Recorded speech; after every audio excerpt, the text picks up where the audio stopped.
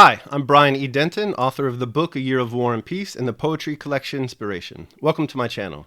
This video is part of a series I'm doing on Dante's Divine Comedy, wherein I'm reading through the entire Divine Comedy, all three books, the Inferno, Purgatorio, and Paradiso, at a rate of 3 cantos or chapters per week. This is part of my independent contribution to Baylor University's 100 Days of Dante Project. If you haven't heard of the 100 Days of Dante Project, you really should, so be sure to click through on the link I provide down in the show notes. You won't be disappointed, guaranteed that you'll like it. Quick note about the organization of these videos.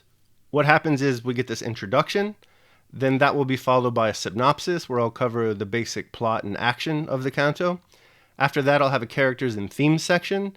Then after that, there's a takeaway, wherein I offer my own personal thoughts on the canto and how we can use the canto to live better lives ourselves. After that, I'll wrap things up with an outro, and then you can go wherever the YouTube algorithm takes you. As a quick note, if you're a new viewer, welcome, and I'd ask that you please consider liking this video and subscribing to the channel. We're trying to get up to 250 subscribers by the end of November.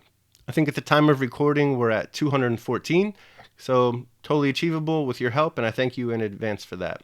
So with all that said, let's jump right into it. Today's canto is Dante's Inferno, Canto 28.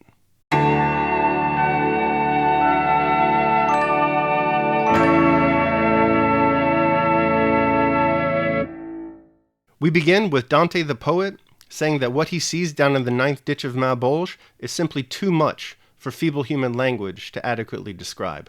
Not only the tongue, but the mind itself lacks the capacity to fully understand what's going on down there. He then offers readers 4 war similes, 2 ancient and 2 modern, to give readers a little taste of what he saw. So with the understanding that it's going to be very difficult to describe what he sees down in the ninth ditch of Mabolge, he gives it the best poet of all time shot anyway. The first character we meet is Muhammad. And things aren't going too well for Muhammad down here. In fact, if there's ever a film or television adaptation of this poem that remains loyal to the source material, then the world's going to be a very interesting place for a few weeks, and Twitter's going to be fucking amazing. Because here we have Muhammad, and he's cut open from his chin down to his asshole. And I use that word deliberately because the language that Dante the poet employs to describe Muhammad in these stanzas is itself extremely vulgar. He says that Muhammad is cut from his chin down to the place where men fart. And so you'll see here that what Dante is doing is he's writing this canto at his most vulgar and grotesque. And speaking of which, Muhammad's entrails are hanging out of the gaping hole in his body and just leaving a mess of blood and guts everywhere. Nasty. Despite this state of being, Muhammad is able to identify himself and talk to Dante. And he points out that he's down here with Ali. And he also says what he's down here for, that is, what sin he committed and, why he's being punished for it. And this is where we learn that the sinners being punished in this, the ninth ditch of Mabolge, are the sinners who committed sins of discord. Says Muhammad, "And all the others whom you see sowed scandal and schism while they lived, and that is why they here are hacked asunder." What Muhammad is describing here is the nature of the punishment involved with the sinners of discord. Here it is in a nutshell. An infernal beast will cut them open, very harshly, just like as we've seen with Muhammad. And then the sinners will make a circuit around the ninth ditch of Mabolge. And as they do this, as they make this circuit, their wounds slowly, albeit painfully, begin to heal themselves. And they heal completely by the time they've made the full circuit, once they come back to this infernal beast, who once again cuts them open, and they repeat this gruesome process forever. After describing all of this horror, Muhammad offers some advice for Friar Dolcino, who's still living, and then Muhammad moves on. We meet a bunch of other sinners too, and they're all cut up, disgustingly, just like Muhammad was. Again, this is a very nasty, very vulgar, and very grotesque canto. The last sinner that Dante meets in this canto is very interesting. His name is Bertrand de Born, and what has happened to him is he's been decapitated, and he's holding up his own head as if it were a lantern, because, again, it's dark down here, so he's holding it up to see, I guess. And it's just a very striking image. It appears in the Doré illustrations, which I believe will probably accompany the thumbnail. It will be the thumbnail for this video.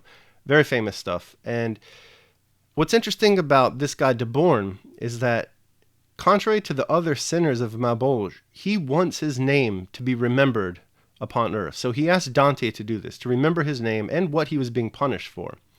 And he also says that this punishment is a fit punishment. And that's where we end.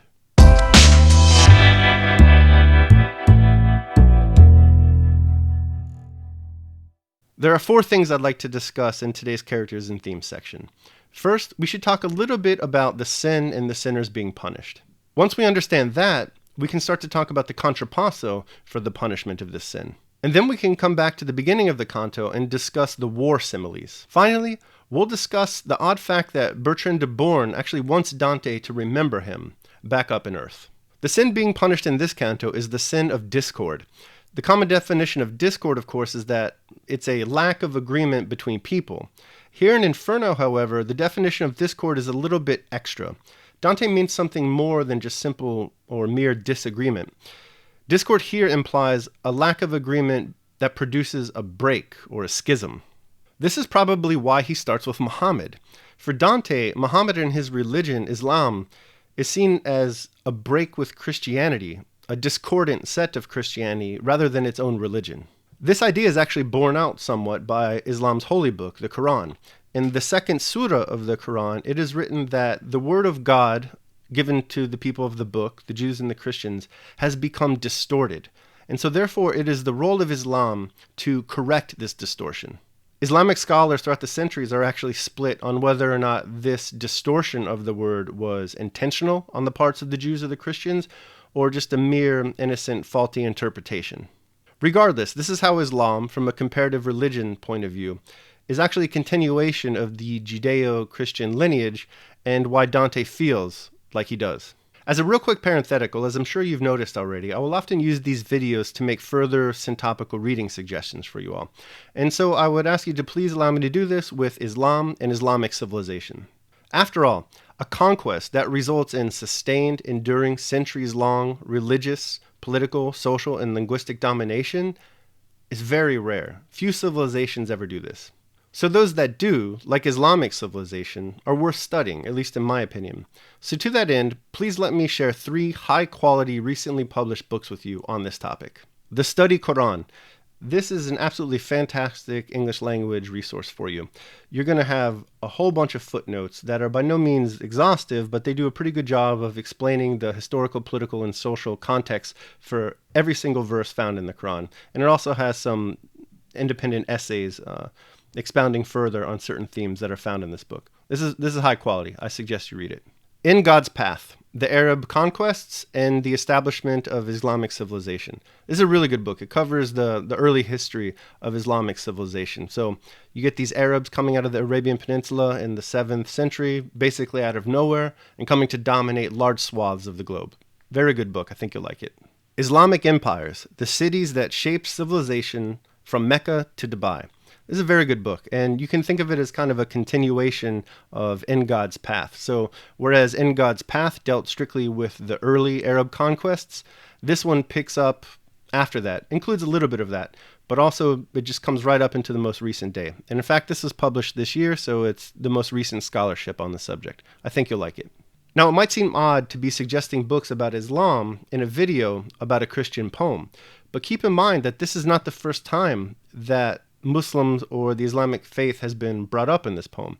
You'll recall that there are Muslims in limbo from earlier in our reading. So Dante himself is very interested in this religion. In fact, we're about to meet another Muslim, Ali. The inclusion of Ali as a center of discord or schism is very interesting for anyone familiar with the history of Islam, because he actually plays a central role in the great schism in that religion, the split between Sunni Islam and Shia Islam. Actually, in early Islamic history, Shia Islam was referred to as Shiat Ali, the party of Ali. For those who don't know, Shia Islam, in a nutshell, is the branch of Islam that believes that Muhammad designated Ali as the successor to leadership of the religion. This split, or discord, between Sunni Muslims on the one hand and Shia Muslims on the other endures to this day. So it's curious to note that Ali, a discordant figure within Islam, plays such a major role in today's canto. Now, religious discord isn't the only type of discord that Dante is concerned with in this canto. He's also pretty down on familial discord and political discord, and we know this because he introduces 2 different characters in this canto. One is this guy, Pierre de Medicina, and Pierre de Medicina represents political discord because he was a major sower of political discord in his time. And then you have familial discord represented by that character who's holding up his head that we mentioned in the synopsis. His name, as I'm sure you'll recall, is Bertrand de Born. And the reason he represents familial discord is because he supported the rebellion of Prince Henry against Henry II. And now that we know a little bit about the sin that's being punished in this canto, it becomes clear why Dante chooses the contrapasso that he does.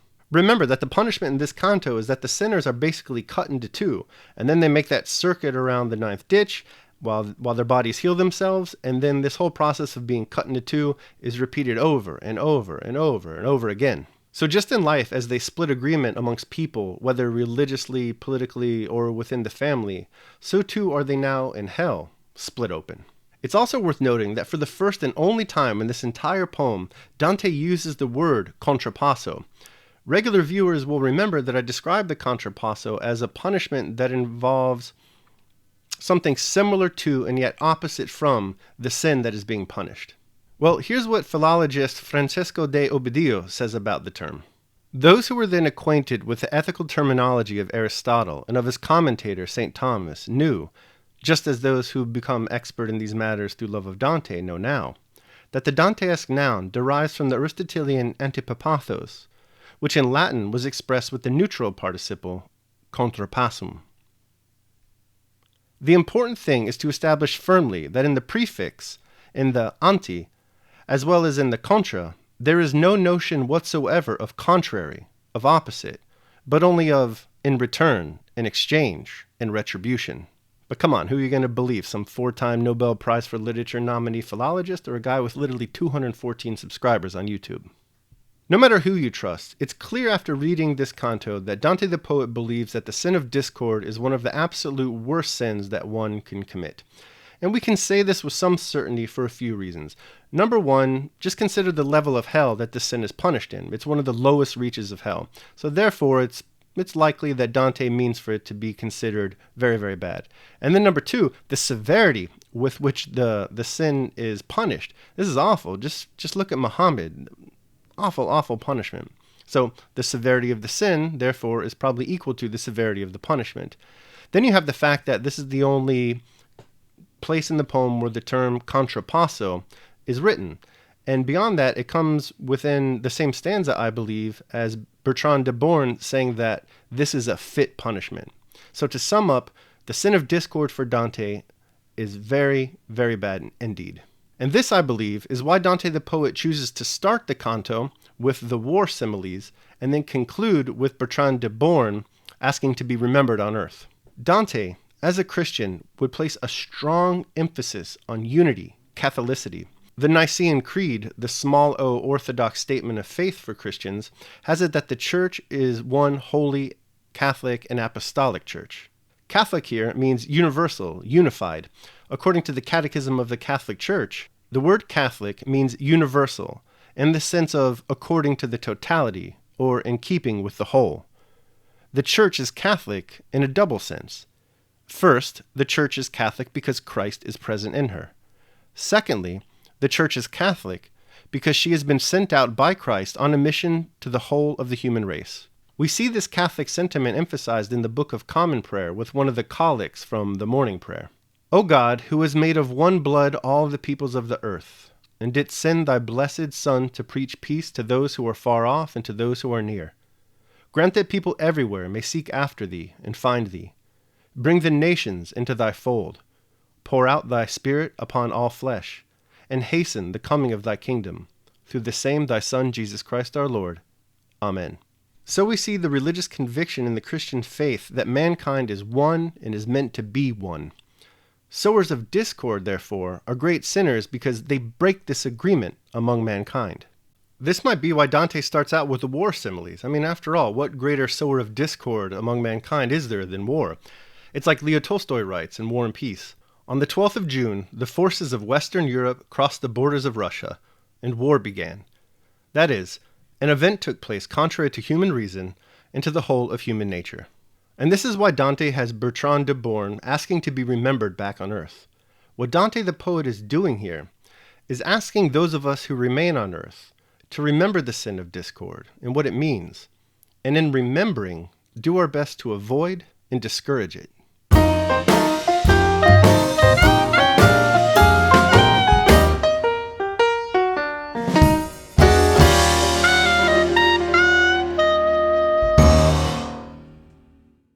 For our takeaway today, what I'd like to do is focus on ways that we as individuals can work on avoiding and discouraging discord.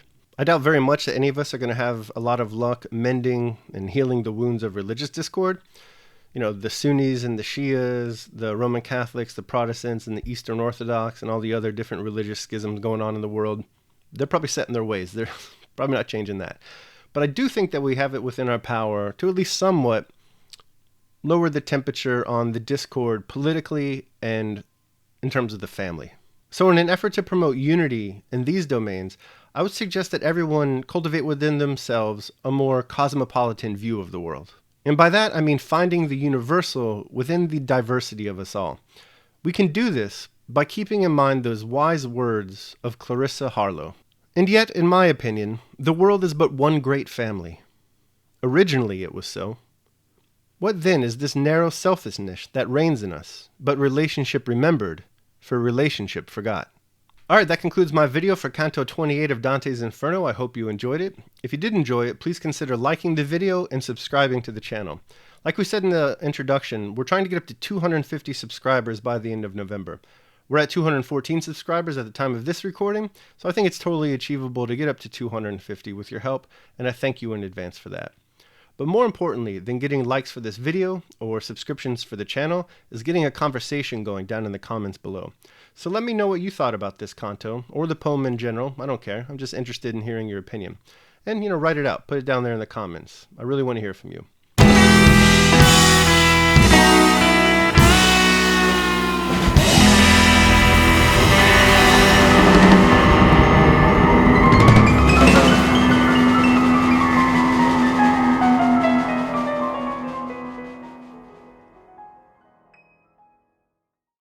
That the Dantesque noun derives from the Aristotelian Greek word I can't pronounce, which in Latin was expressed with the neutral part.